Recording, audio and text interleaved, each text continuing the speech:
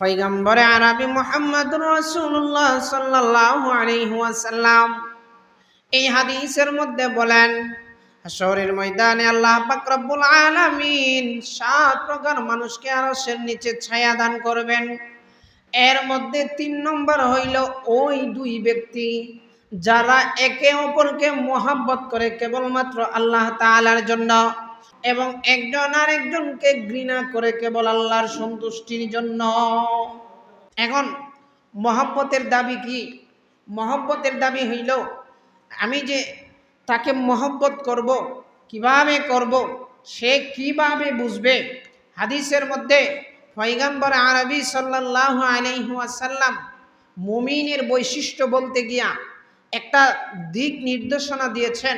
সেটা হলো, যদি কোনো মুমিন অপর মুমিনকে মহব্বত করে, রাসূল হাদিসের মধ্যে শিখাইয়ে দিতেছেন সে যেন তাকে যে মহব্বত করে এই জিনিসটা তাকে বলে যে আন্নাহু ইউহিব্বুহু, যে আমি তোমাকে মহব্বত করি। অর্থাৎ কেউ যখন কাউকে মহব্বত করে তখন সে যেন মহব্বত যে করে এই সংবাদটা অপরজনের কাছে পৌঁছায়া দেয় যে ভাই আমি তোমাকে মহব্বত করি। কিন্তু এখন এই মহব্বতের মানে যে ফুলার ফুরির ভালোবাসা এইটা না। এই মহব্বতের মানে যে ওই একজনের সাথে আরেকজনের টেঙ্কি মারা ওইটাও না। এই মহব্বত এমন এক মহব্বত যেই মহব্বত আপনাকে জান্নাত পর্যন্ত টেনে নিয়ে যাবে। এটা হলো সেই মহব্বত। আর দুনিয়ার জমিনে আমরা যেটা দেখতে পাই যে একজন ছেলে একজন মেয়ের সাথে যে সম্পর্ক রাখে, যেটাকে আমাদের ভাষায় বলা হয় ভালোবাসা বা মহব্বত, এই ভালোবাসা আপনাকে জান্নাতে নিবে না। এই ভালোবাসা, এই সম্পর্ক, এই পরনারীর সাথে মহব্বত, এই জিনিসটা আপনাকে জাহান্নামে টেনে হেসড়ে নিয়ে যাবে। কিন্তু এই হাদিসের মধ্যে রাসূল যে মহব্বতের কথা বলছেন, ওয়ারাজুলানে তাহাব্বাহুমা ফিল্লাহি ইজতামা আলাইহি ওয়া তাফাররাকা আলাইহি, এই হাদিসের মধ্যে যে বলা হয়েছে মহব্বতের কথা, সেই মহব্বতটা এমন মহব্বত যেই মহব্বত আপনাকে একদম নিম্নমানের চেয়ে একদম স্পেশাল বানিয়ে দিবে।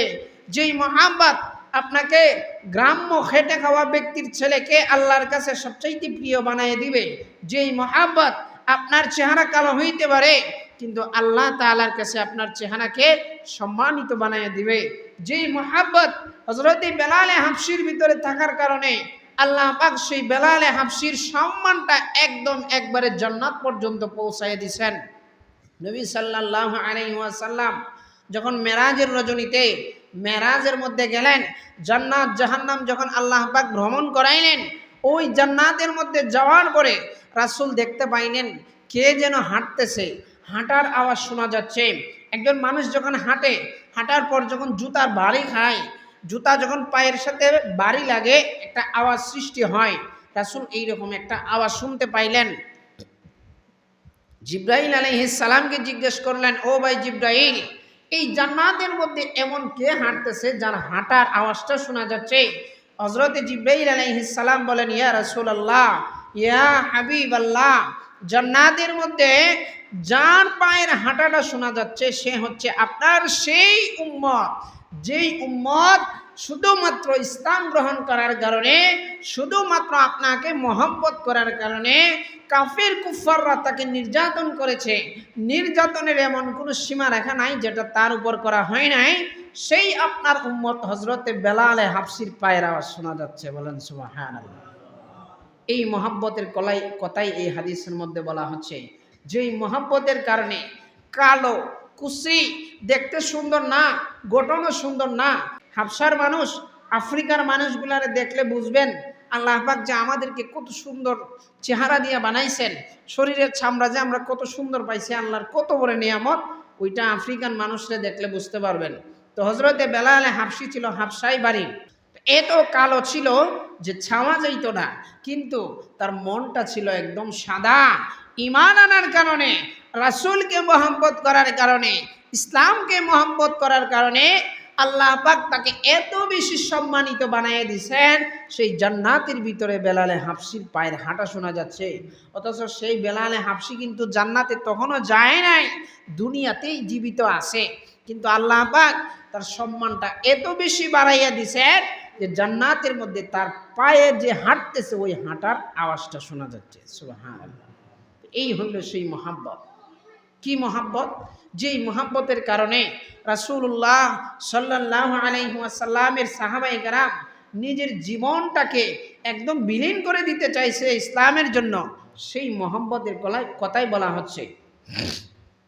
হযরতে নবী করিম সাল্লাল্লাহু আলাইহি ওয়াসাল্লাম যখন দুনিয়া থেকে বিদায় হয়ে গেলেন, রাসূলুল্লাহ সাল্লাল্লাহু আলাইহি ওয়াসাল্লাম যখন দুনিয়া থেকে বিদায় হয়ে গেলেন, তখন নবী করিম সাল্লাল্লাহু আলাইহি ওয়াসাল্লামের একজন সাহাবী রাসূলকে এই পরিমাণ মহব্বত করত, তিনি আল্লাহর কাছে দোয়া করেন, আল্লাহ, যে চোখ দিয়ে আমি পয়গম্বর আরবি সাল্লাল্লাহু আলাইহি ওয়াসাল্লামকে দেখতাম, আজকে সেই পয়গম্বর দুনিয়াতে নাই। আল্লাহ, আমি এই চোখ দিয়ে পৃথিবী দেখতে চাই না, তুমি আমার চক্ষু নষ্ট করে দাও। আল্লাহ পাকের কাছে এই সাহাবী এত বেশি কান্না করেছিল যে আল্লাহ পাক রব্বুল আলামিন ওই ব্যক্তির দুইটা চোখকে আন্ধার করে দিয়েছিল। সুবহানাল্লাহ। চিন্তা করতে পারেন কি মহব্বত ছিল। হাদিসের মধ্যে একটা সুসংবাদ আছে, আমাদের অনেকের দেখবেন আত্মীয় স্বজন আছে যাদের দুই চোখ অন্ধ, আছে না? দুই চোখ অন্ধ, যাদের দুই চোখ অন্ধ, আল্লাহ রাসূল তাদেরকে সুসংবাদ জানাইছেন, আল্লাহ পাক এই দুই চোখের উসিলায় আল্লাহ পাক তাদেরকে জান্নাত দান করবেন। বলেন সুবহানাল্লাহ। দুই চোখ যাদের অন্ধ, তো সেই সাহাবী রাসূলের মহব্বতে দোয়া করছিলেন, আল্লাহ, আমি এই চোখ দিয়ে রাসূলকে এতদিন দেখতাম, এখন যেহেতু রাসূল নাই, আমি এই চোখ দিয়ে আর পৃথিবী দেখতে চাই না, আমার চোখ দুইটা নিয়ে যাও। আল্লাহ পাক একটা সময় ওই সাহাবীর দুইটা চোখকে অন্ধ করে দিয়েছিলেন। যেই বেলালে হাবশী যখন নবী করিম সাল্লাল্লাহু আলাইহি ওয়াসাল্লাম মৃত্যুবরণ করলেন, আল্লাহ পাকের কাছে চলে গেলেন, দুনিয়া থেকে সাময়িক বিদায় নিয়ে গেলেন, যখন এই ভূপৃষ্ঠ থেকে বিদায় নিয়ে গেলেন, বেলালে হাবশী যখন আজান দিতেন, আজানের মধ্যে যখন বলতেন আশহাদু আন্না মুহাম্মাদার রাসূলুল্লাহ, বেলালে হাবশী এত বেশি কান্না করতেন, এত বেশি কান্না করতেন। সাহাবায়ে কেরাম বলেন, তুমি কান্না করো কেন? ওই বেলালে হাবশী বললেন যে আমি এতদিন যেই নবীর নামটা নিতাম সেই নবীকে চোখে দেখতে পারতাম, আজকে আমার সেই নবী নাই, আমার মন চাচ্ছে না আমি মাইকের মধ্যে বলি আশহাদু আন্না মুহাম্মাদার রাসূলুল্লাহ। এই মহব্বতের কথাই এই হাদিসের মধ্যে বলা হয়েছে। আমরা তো আল্লাহ রাসূলকে মহব্বত করি, কিন্তু কি করি? যখন আমাদের মন মতো হয় তখন আমরা মহব্বত করি। যখন আমার কথাটা, আমার মহব্বতটা ইসলামের পক্ষে হয়ে যায়, যখন আমার মহব্বতটা আমার বিরুদ্ধে চলে যায়, ইসলামের পক্ষে চলে যায়, ইসলামের পক্ষে যাওয়ার কারণে আমার বিরুদ্ধে চলে যায়, কারণ আমি কাজটা করতেছি অনইসলামিক, তখন আমাদের ভিতর মহব্বত থাকে না। তখন আমরা কোরআন হাদিসকে মিথ্যা বলতে, অস্বীকার করতে বেশি সময় লাগে না। আমাদের মহব্বতটা হইল এইটা যে আমাদের যখন মন চাই যেই জিনিসটা আমার পক্ষে আছে ওইটাকে আমি মহব্বত বলে মনে করি, আর যেই জিনিসটা আমার পক্ষে নাই ওইটাকে আমরা মহব্বত মনে করি না। এটাই আমাদের খাসলত। অথচ মহব্বত সাহাবায়ে কেরামও করতেন। কেমন মহব্বত করতেন? হযরতে উমর রাদিয়াল্লাহু তাআলা আনহু যখন নবী করিম সাল্লাল্লাহু আলাইহি ওয়াসাল্লাম দুনিয়া থেকে চলে গেলেন, দুনিয়া থেকে যখন চলে গেলেন, আল্লাহ পাকের কাছে চলে গেলেন, তিনি প্যারা হাবিব হয়ে গেলেন, তখন হযরত উমর রাদিয়াল্লাহু তাআলা আনহু এত বেশি কষ্ট অনুভব করলেন, এত বেশি কষ্ট অনুভব করলেন, তিনি বিশ্বাসই করতে পারতেছেন না যে আমার হাবিব দুনিয়া থেকে চলে গেছে, রাসূল মারা গেছেন। এই জিনিসটা উমর রাদিয়াল্লাহু আনহু বিশ্বাসই করতেছেন না। উমর রাদিয়াল্লাহু আনহু বলেন, এই তোমাদের মধ্যে যদি কেউ বলো যে মুহাম্মদ সাল্লাল্লাহু আলাইহি ওয়াসাল্লাম মারা গেছেন, তাহলে আমি তরবারি দিয়ে তোমার কল্লা দুই টুকরা করে দিব। অথচ মুহাম্মদ সাল্লাল্লাহু আলাইহি ওয়াসাল্লাম তো ঠিকই মারা গেছেন, মারা তো গেছেন ঠিকই, কিন্তু মহাব্বতের কারণে তিনি বিশ্বাস করতে পারতেছেন না যে আমার হাবিব মারা গেছেন। তিনি এটা বিশ্বাসই করতে পারেন নাই, কল্পনাই করতে পারেন নাই। কেন পারেন নাই? কারণ তিনি তার জীবনের চেয়ে মুহাম্মদ সাল্লাল্লাহু আলাইহি ওয়াসাল্লামকে মহব্বত করতেন বেশি। রাসূল হাদিসের মধ্যে বলছেন, লা ইউমিনু আহাদুকুম হাত্তা আকুনা আহাব্বা ইলাইহি মিন ওয়ালিদিহি ওয়া ওয়ালাদিহি ওয়ান নাসি আজমাইন।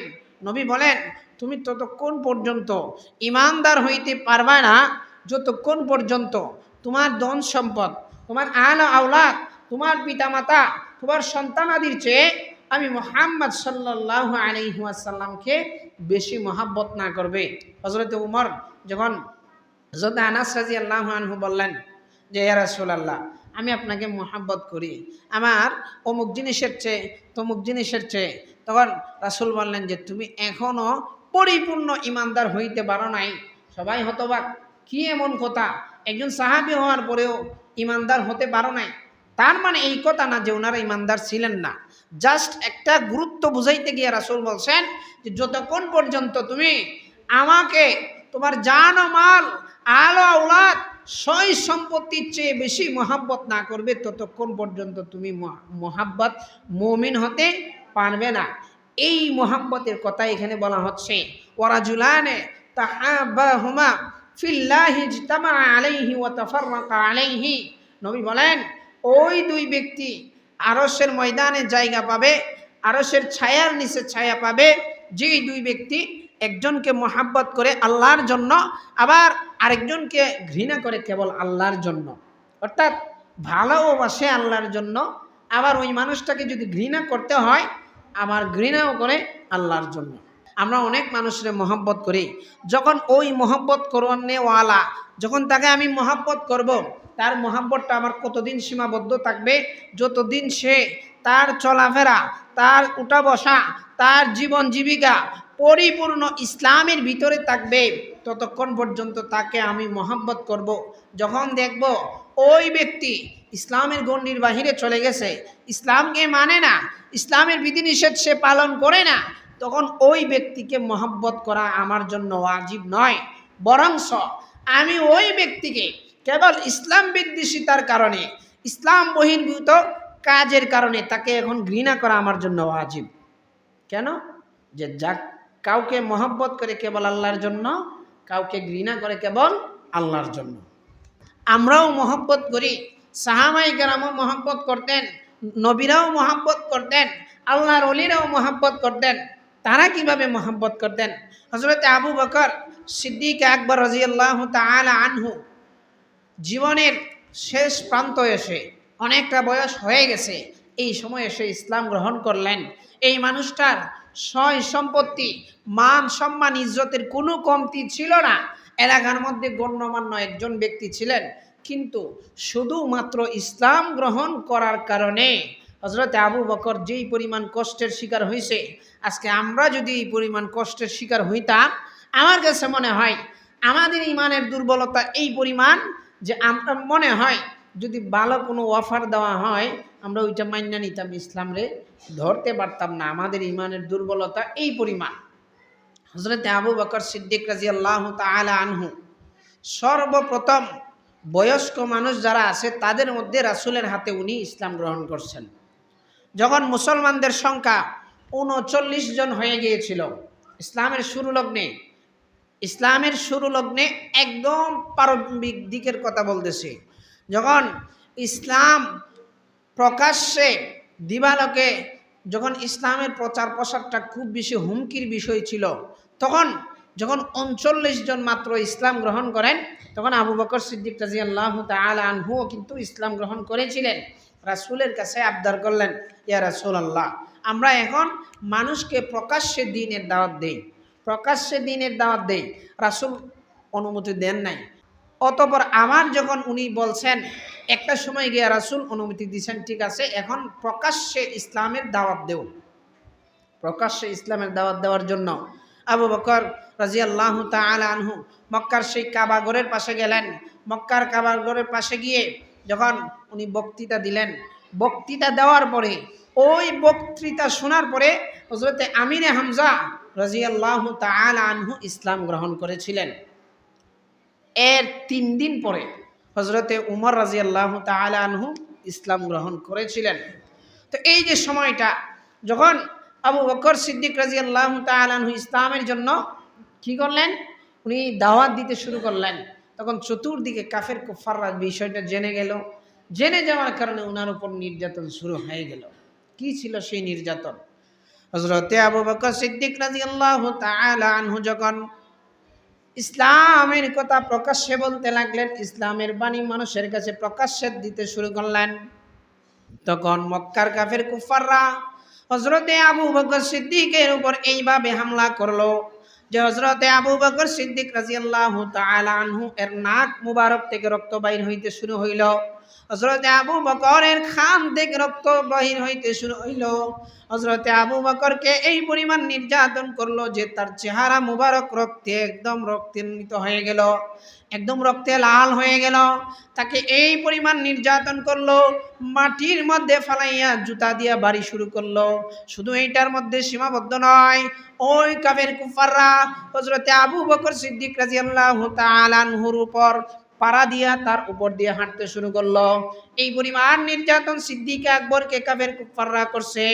যখন এই পরিমাণ নির্যাতন করা হইল, সিদ্দিক আকবর রাদিয়াল্লাহু তাআলা আনহু দুর্বল হয়ে গেলেন। হযরত আবু বকরকে যখন এই নির্যাতন করা হইল, তখন তার গোত্রের মানুষরা, বনু তামিমের মানুষরা মসজিদের মধ্যে এসে ঘোষণা দিল, মসজিদ সংলগ্ন পাশে এসে ঘোষণা দিল, যদি হযরতে আবু বকরের কিছু হয়ে যায় তাহলে আমরা উতবা ইবনে রাবিয়াকে হত্যা করে ফেলবো। কেন হত্যা করে ফেলবো? কারণ আজকে আবু বকর রাদিয়াল্লাহু তাআলা আনহু এই পরিস্থিতির সম্মুখীন হওয়ার মূল কারণ হইল উতবা ইবনে রাবিয়া। যারা তাকে মারছে, যারা তার উপর হাত উঠাইছে, যারা তাকে প্রহার করছে, ওই উতবা ইবনে রাবিয়া সবচাইতে বেশি তাদেরকে সমর্থন দিছে। এই জন্য সিদ্দিক আকবরের যদি কোনো কিছু হয়ে যায়, আমরা স্পষ্ট বলিয়া দেই উতবা ইবনে রাবিয়াকে আমরা আস্ত রাখবো না, তাকেও আমরা হত্যা করে ফেলবো। এই কথা যখন বলে ফেললো, মক্কার কাফের কুফাররা জেনে নিল। হযরতে আবু বকর রাদিয়াল্লাহু তাআলা আনহু একদম সকাল থেকে সন্ধ্যা পর্যন্ত তার কোনো হুঁশ নাই, একদম অজ্ঞান হয়ে পড়ে রইল। সন্ধ্যার সময় আবু বকর রাদিয়াল্লাহু তাআলা আনহু এর হুঁশ ফিরে আসলো। যখন হুঁশ ফিরে আসলো, আসার সাথে সাথে মানুষ যখন দেখলো তিনি এখন সুস্থ হয়েছেন, তার হুঁশ ফিরে এসেছে, সবাই যখন তার কাছে গেল, তিনি তখনই বললেন, আমার নবী মুহাম্মদ সাল্লাল্লাহু আলাইহি ওয়াসাল্লাম কেমন আছেন?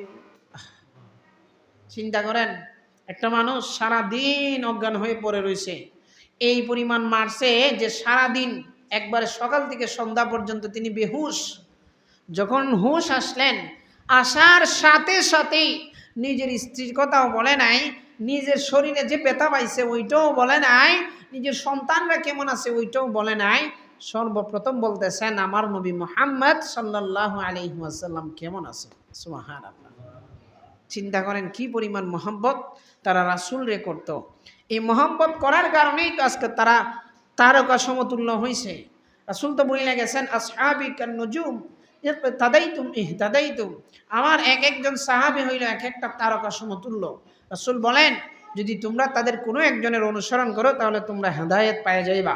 তো এই যে সাহাবায়ে কেরাম তারকার মতো সমতুল্য হয়ে গেল, কেন হইল?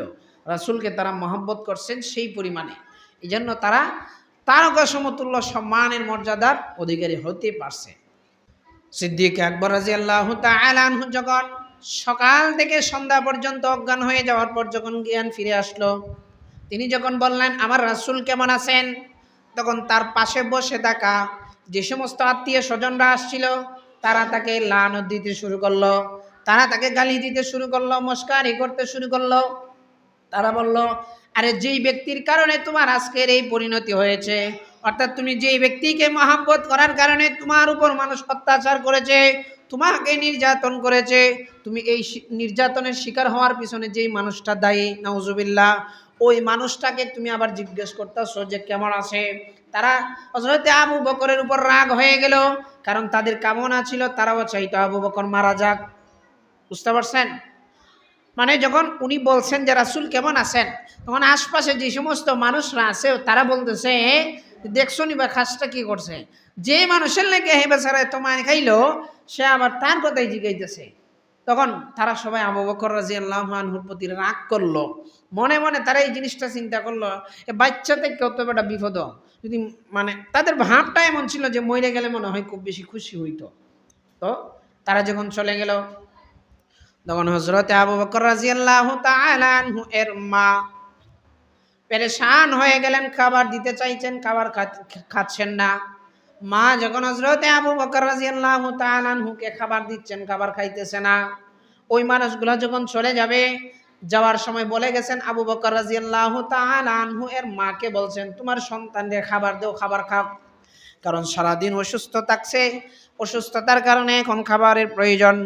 তখন তাকে খাবার দেওয়া হইল। হযরতে আবু বকর রাদিয়াল্লাহু তাআলা আনহু এর মা যখন তাকে খাবার খাওয়াবেন, তখন আবার আবু বকর রাদিয়াল্লাহু তাআলা আনহু বলেন, আমার নবী কেমন আছেন? হযরতে আবু বকরের মা বলেন, আমি তো জানি না তিনি কেমন আছেন। হযরতে আবু বকর বলেন, আল্লাহর কসম, যতক্ষণ না পর্যন্ত আমার নবী কেমন আছেন ওইটা আমি না জানতে পারবো, আল্লাহর কসম ততক্ষণ পর্যন্ত আমি একটা খাবারও গ্রহণ করব না। সুবহানাল্লাহ। তিনি বলতেছেন যে যতক্ষণ না পর্যন্ত রাসূল কেমন আছেন ওইটা জানতে না পারবো, ততক্ষণ পর্যন্ত আমি কোনো খাবার খাইব না। হযরত আবু বকর যখন বললেন রাসূল কেমন আছেন, তার মা উত্তর দিল, আমি তো জানি না কেমন আছে। হযরত আবু বকর তখন বলে দিলেন, উম্মে জামিলকে জিজ্ঞেস করো রাসূল কেমন আছেন। উম্মে জামিলকে, উম্মে জামিল হইল হযরত ওমর রাদিয়াল্লাহু তাআলা আনহু এর বোন, যিনি পরবর্তীতে ইসলাম গ্রহণ করেছিলেন। ইতিপূর্বে ইসলাম গ্রহণ করেছেন, কিন্তু ওইটাও গোপন ছিল। উম্মে জামিলের কথা যখন বললেন, সিদ্দিক আকবরের মা উম্মে জামিলের কাছে যাওয়ার পর উম্মে জামিল বললেন, আমি তো আবু বকরকে চিনি না, হযরত রাসূলকে চিনি না। মানে সে প্রকাশ্যে ইসলাম যে গ্রহণ করছে ওইটা প্রকাশ্যে আনতে চাচ্ছে না। একটা সময় হযরতে উম্মে জামিল রাদিয়াল্লাহু তাআলা আনহা এবং হযরতে আবু বকর সিদ্দিক রাদিয়াল্লাহু আনহু এর মা উভয়জন রাসূলের কাছে গেলেন। হযরত আবু বকরের কাছে যখন আসলেন, উম্মে জামিল আবু বকরের এই পরিণতি দেখিয়া তিনি একটি বদদুয়া দিয়েছিলেন, বলেছিলেন যেই সমস্ত জালেমরা হযরত আবু বকরের এই পরিণতি করছে, আল্লাহ তাআলা যেন তাদেরকে তাদের পরিপূর্ণ প্রতিদান দান করেন।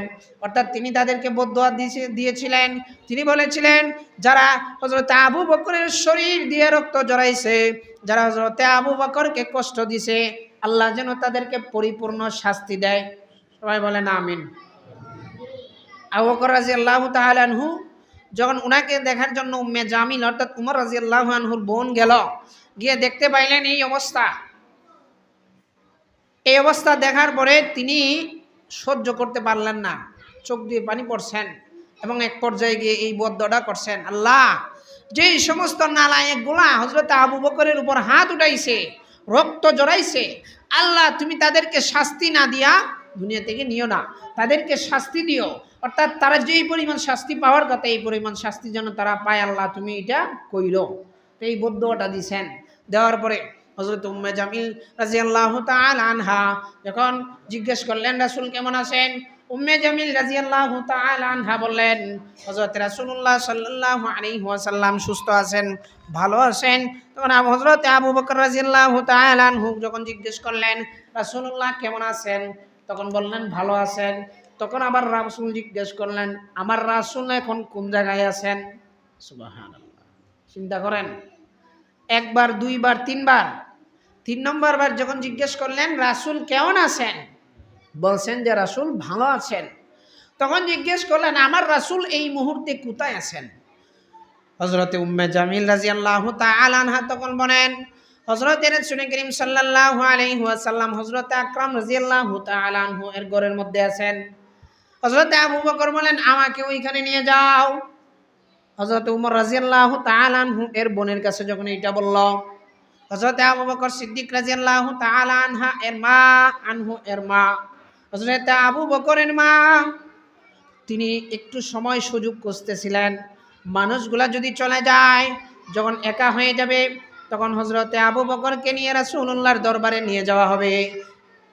সন্ধ্যাবেলায় যখন সবাই হযরতে আবু বকরের কাছ থেকে চলে গেল, যখন মানুষগুলা যারা দেখতে আসছিল তারা চলে গেল, যাওয়ার পরে হযরতে আবু বকর রাসূলুল্লাহ সাল্লাল্লাহু আলাইহি ওয়াসাল্লামকে দেখে সাথে সাথে কান্না করে দিলেন। নবী করিম সাল্লাল্লাহু আলাইহি ওয়াসাল্লামকে দেখার সাথে সাথে হযরতে আবু বকর কেঁদে দিলেন। তার দুই হাতটা প্রসারিত করে হযরত রাসূল সাল্লাল্লাহু আলাইহি ওয়াসাল্লামকে জড়িয়ে ধরলেন। অনুরূপভাবে রাসূল সাল্লাল্লাহু আলাইহি ওয়াসাল্লাম হযরত আবু বকরকে জড়িয়ে ধরলেন। আমি যেই বিষয়টা আপনাদেরকে বুঝাইতে চাচ্ছি, কি পরিমাণ মহব্বত তাদের ভিতরে থাকার কারণে এই দীর্ঘ কষ্টের পরেও বারবার জিজ্ঞেস করতেছে, আমার রাসূল কেমন আছেন, রাসূল কেমন আছেন, রাসূল কেমন আছেন। তিনবার বলার পরে যখন বললেন রাসূল ভালো আছেন, তখন আবু বকর বললেন, আমার রাসূল এখন কোথায় আছেন। একটা পর্যায়ে যখন রাসূলের সাথে দেখা হইল, দুই হাত দিয়ে রাসূলকে জড়াইয়া ধরলেন। রাসূল হযরতে আবু বকরকে জড়াইয়া ধরলেন। এই দৃশ্যটা দেখার সাথে সাথে যে সমস্ত সাহাবায়ে কেরাম এখানের মধ্যে উপস্থিত ছিল, যে সমস্ত সাহাবায়ে কেরাম ওই জায়গার মধ্যে উপস্থিত হলো, প্রত্যেকটা সাহাবী কান্না করে দিল। কেন কান্না করলো?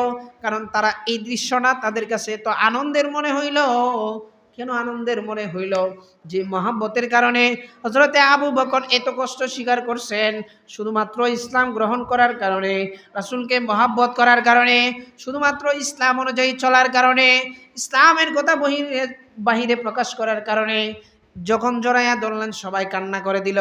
সাথে সাথে হযরতে আবু বকর সিদ্দিক রাদিয়াল্লাহু তাআলা আনহু রাসূলের কাছে একটা অনুরোধ করলেন, ইয়া রাসূলুল্লাহ, ইয়া হাবিবাল্লাহ, ওই যে মহিলাটা, ওই মহিলা হইল আমার মা, অর্থাৎ উম্মে জামিলা এবং হযরতে আবু বকর রাদিয়াল্লাহু তাআলা আনহু এর মা রাসূলের কাছে গিয়েছিলেন আবু বকরকে নিয়ে। যখন এই কিছু সব কিছু শেষ, রাসূল বললেন, ইয়া রাসূলুল্লাহ, উনি হচ্ছেন আমার মা, তাকে আপনি দ্বীনের পথে আসার জন্য কিছু বয়ান করেন, তাকে আপনি ইসলামের পথে আসার জন্য কিছু দাওয়াত দেন, তার জন্য হেদায়েতের দোয়া করেন। রাসূল হযরত আবু বকরের মার জন্য হেদায়েতের দোয়া করলেন, অতঃপর তাকে ইসলামে আসার জন্য অনুরোধ করলেন, তাকে কিছু বয়ান করলেন।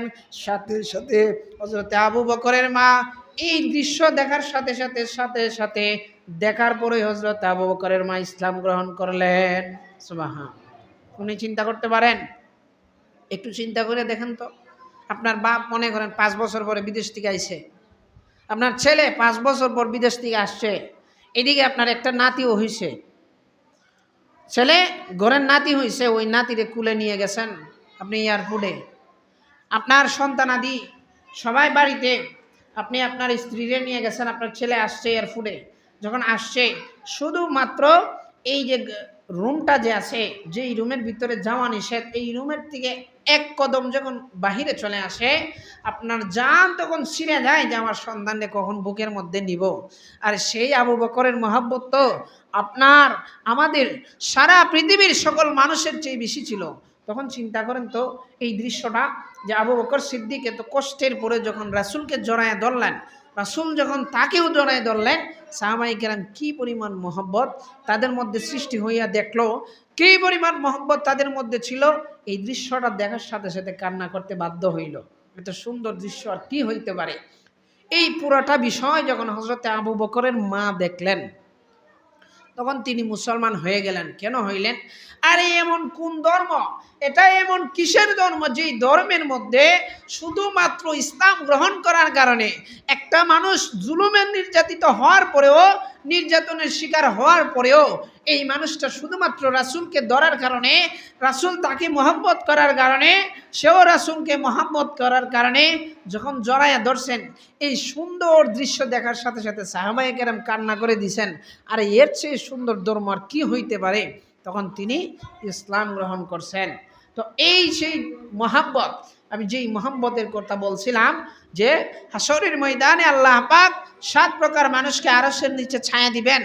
এর মধ্যে 3 নম্বর হচ্ছে ওই 2 জন লোক যারা একে অপরকে মহব্বত করে কেবল আল্লাহর জন্য, একে অপরকে ঘৃণা করে কেবল আল্লাহর জন্য। এখন আমরা যারা আছি, আমরা তো ওইভাবে মহব্বত করতে পারতেছি না, আমাদের ইমানের দুর্বলতা। আপনাদের বাদ দেই, আমার কথাই আমি বলি, আমি ওই রকম মহব্বত করতে পারি না। এখন আমি অন্ততপক্ষে ওই রকম মহব্বত যদি নাও করতে পারি, আমার জন্য করণীয় হইল ওই রকম মহব্বত কিভাবে সৃষ্টি হইবে ওই জিনিসটা খোঁজা। এইরকম মহব্বত নাও যদি করতে পারি, অন্ততপক্ষে এই মহব্বতের বিপরীত কোনো কাজ যেন আমার দ্বারা না হয়, সেই জিনিসটা খোঁজা। কি সেই জিনিস?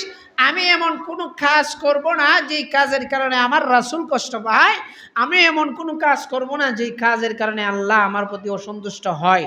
এই মহব্বতের দাবি হইল এটা যে আমি অন্ততপক্ষে ভালো কাজ না করতে পারি, কোনো খারাপ কাজ করব না। তো যাই হোক, আমি যে বিষয়টা বলছিলাম, রাসূলুল্লাহকে এই পরিমাণ মহব্বত করার কারণে বেলালে হাবশি জান্নাতের মধ্যে তার পায়ের আওয়াজ শোনা গেছে। রাসূলকে মহব্বত করার কারণে সেই কালো বেলালে হাবশির মর্যাদা আল্লাহ পাক দুনিয়ার মধ্যে সবচাইতে বেশি সম্মানিত একজন বানিয়ে নিয়েছেন, জান্নাতি মানুষ বানাইছেন। হযরতে রাসূলকে মহব্বত করার কারণে, ইসলামকে মহব্বত করার কারণে আবু বকর রাদিয়াল্লাহু আনহুকে এই পরিমাণ সম্মান আল্লাহ পাক দিয়েছেন। এখন আপনি আমি যদি মহব্বত করি, ইসলাম অনুযায়ী চলে, আল্লাহ আমরারও সম্মান দিবনি, কথা বলেন দিবনি? এখন ওই পরিমাণ মহব্বত নাও যদি করতে পারি, অন্তত পক্ষে আমার পক্ষে যতটুকু সম্ভব হয় সেই পরিমাণটা তো চেষ্টা করতাম। আল্লাহ পাক রব্বুল আলামিন আমাদেরকে ইসলামের বিধিনিষেধ মেনে জীবন পরিচালনা করে কবরের সামানা নিয়ে কবরে যাওয়ার তৌফিক দান করুক, বলেন আমিন।